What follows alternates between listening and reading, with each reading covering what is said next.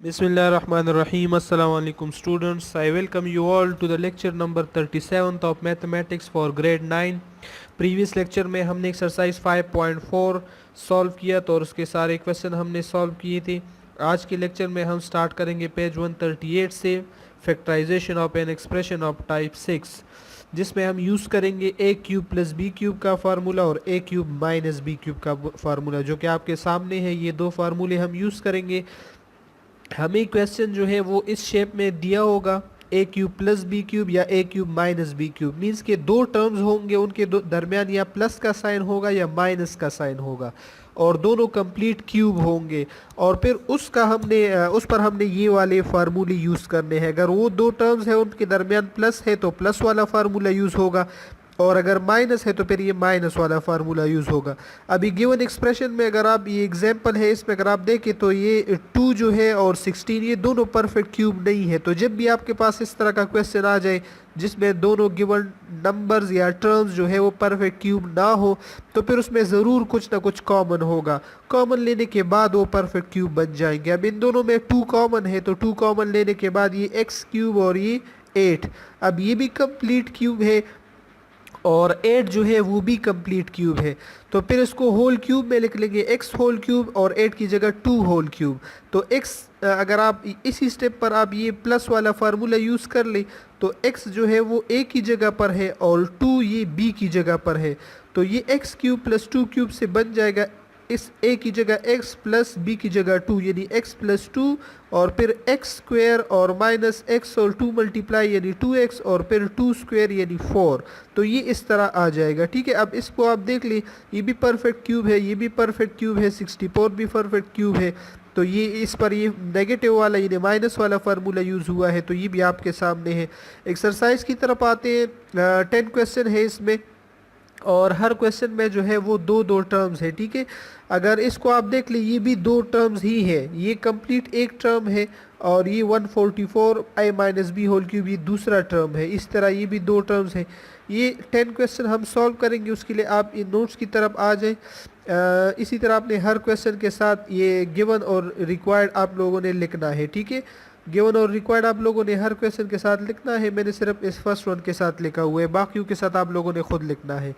Given question को आप पहले इस फॉर्म में लिख लेंगे यानी होल क्यूब फॉर्म में लिख लेंगे। अब अगर इन दोनों के दरमियान माइनस का साइन है तो यूजिंग दिस फार्मूला माइनस वाला फार्मूला आप यूज़ कर लेंगे। माइनस वाले फार्मूले में यहाँ पर अगर माइनस है तो एक बार बगैर होल क्यूब के लिख लें माइनस में, यानी a माइनस बी यानी बगैर क्यूब के, और एक बार a पर स्क्वायर फिर a और b का प्रोडक्ट और फिर b पर स्क्वायर। लेकिन अगर यहाँ पर माइनस है तो इधर माइनस होगा और यहाँ ए बी पॉजिटिव होगा। और जो प्लस वाला फार्मूला है, ये जो प्लस वाला फार्मूला है उसमें ए बी के साथ नेगेटिव का साइन है। ये दोनों फार्मूलों में डिफरेंस है। ठीक है, अब अगर आप गिवन क्वेश्चन यानी इस स्टेप और इस फार्मूले की अगर आप कंपैरिजन कर ले तो जहाँ पर ए है उधर फार्मूले में भी ए है और बी की जगह पर 3 है।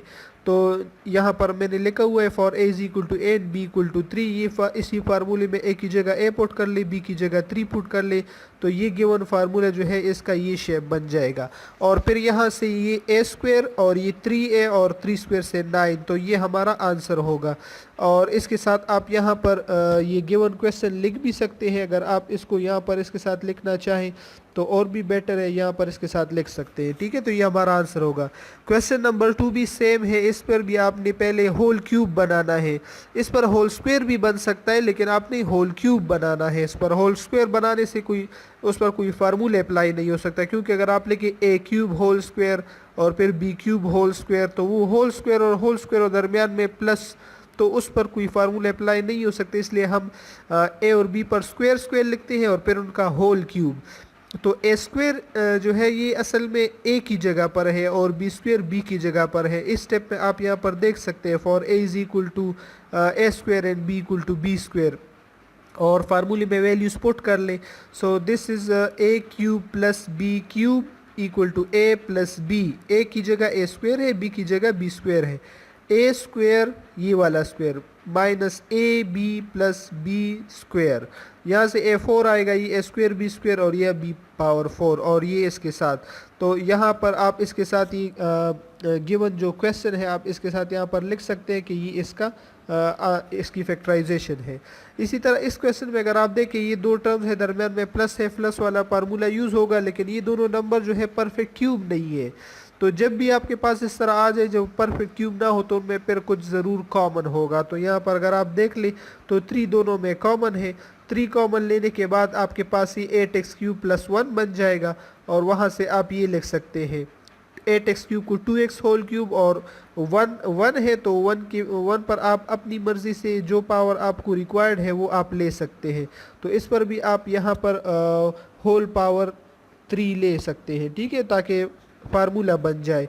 2x जो है a की जगह पर है और 1 जो है वो b की जगह पर है। तो इस लाइन में आप देख सकते हैं अब फार्मूले में यही वैल्यू स्पॉट कर ली, ये 3 तो कॉमन है तो ये अपनी जगह पर आएगा। फिर ये a + b a² plus minus A B plus B square, तो उससे ये टर्म बन जाएगा और इस टर्म को हम यहाँ पर इसके साथ इधर लिख लेंगे तो ये हमारा आंसर हो जाएगा।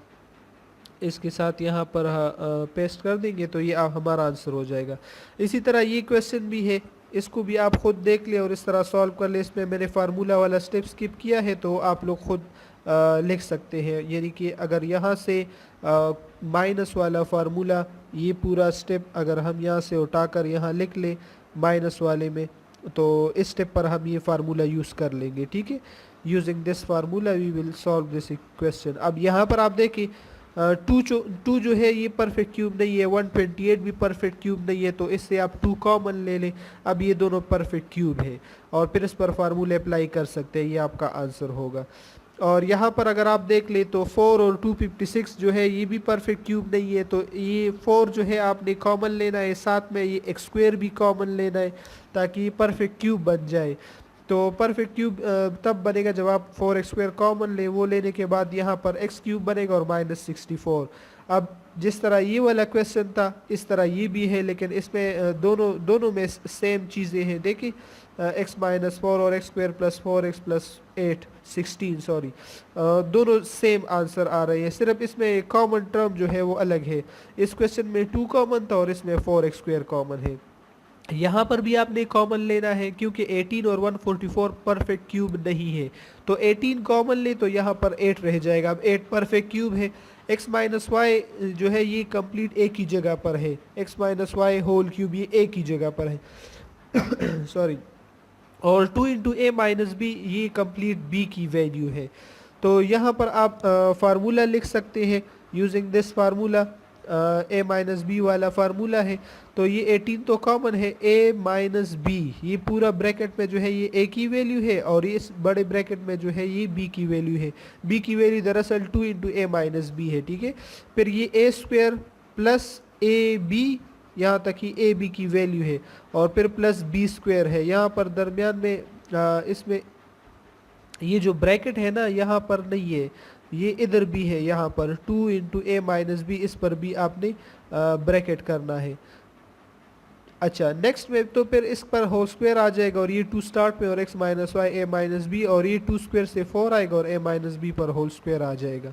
तो ये हमारा आंसर होगा। यहाँ पर भी आपने ये वाला जो स्क्वायर है ये इस a - b वाले ब्रैकेट के अंदर यहाँ पर लिखना है, क्योंकि अभी मैं कोशिश कर रहा हूँ लेकिन इसमें वो करेक्शन नहीं हो सकती, तो इसलिए आप इसको ख़ुद कर लें।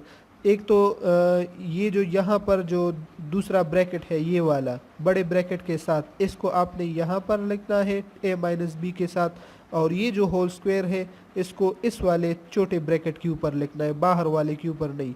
अच्छा इस क्वेश्चन को अगर आप देख लें, इसमें होल क्यूब बनाए x³ whole cube plus 1 cube, तो ये x³ a की वैल्यू होगी और 1 b की वैल्यू, तो ये a + b a² - ab + b², तो इससे ये आ जाएगा। और x³ + 1 पर दोबारा से आप फैक्टराइजेशन अप्लाई कर सकते हैं, x होल क्यूब और प्लस 1 होल क्यूब। तो अब x a की जगह पर है तो a + b, ये a + b हो गया, a² - ab से ये आएगा और प्लस a² से ये आएगा। उसमें वो फार्मूले वाले स्टेप मैंने स्किप की है, वो आप लोग खुद लिख लें। अच्छा क्वेश्चन नंबर 9 में a³ + c + d whole cube है, तो a³ ए क्यूब, ए इसमें ए अपनी जगह पर है और सी प्लस डी जो है ये बी की वैल्यू है, तो इट मीन्स कि ये a cube plus this whole is b cube, तो a cube plus B cube ये बन जाएगा a plus b into a square minus A B plus B square, b की जगह सी प्लस डी है। So this will become, यहाँ पर मैंने वापस अपना गिवन क्वेश्चन लिखा हुआ है, तो ये a प्लस बी, ये पूरी b की वैल्यू है, a square minus A B plus B square, ये हमारा आंसर होगा। लास्ट क्वेश्चन इस एक्सरसाइज का यही है, 27x क्यूब और माइनस वाई क्यूब। ठीक है, तो इसको आपने किस तरह करना है, 27x क्यूब इसको आप 3x होल क्यूब में लिख सकते हैं, वाई क्यूब 3x ए की जगह पर है, वाई बी की जगह पर है, तो ये a minus B A square plus A B plus B square, इससे 9x स्क्वायर आएगा, ये 3xy और ये y स्क्वायर, और यही हमारा आंसर होगा। यहाँ तक आज का हमारा लेक्चर है। आप लोगों ने ये सारे क्वेश्चन अपनी नीट नोटबुक में राइट करने हैं, और जिस क्वेश्चन की समझ नहीं आ रही कमेंट सेक्शन में वो क्वेश्चन बता दें, ताकि उन क्वेश्चन पर हम अलग से एक वीडियो बनाएंगे, ताकि आपको वो क्वेश्चन समझा सके, स्टेप वाइज उनको सॉल्व करेंगे। आज के लिए इतना ही काफ़ी है। इंशाल्लाह मिलते हैं नेक्स्ट लेक्चर में, तब तक के लिए अपना ढेर सारा ख्याल रखिएगा। अल्लाह हाफिज़।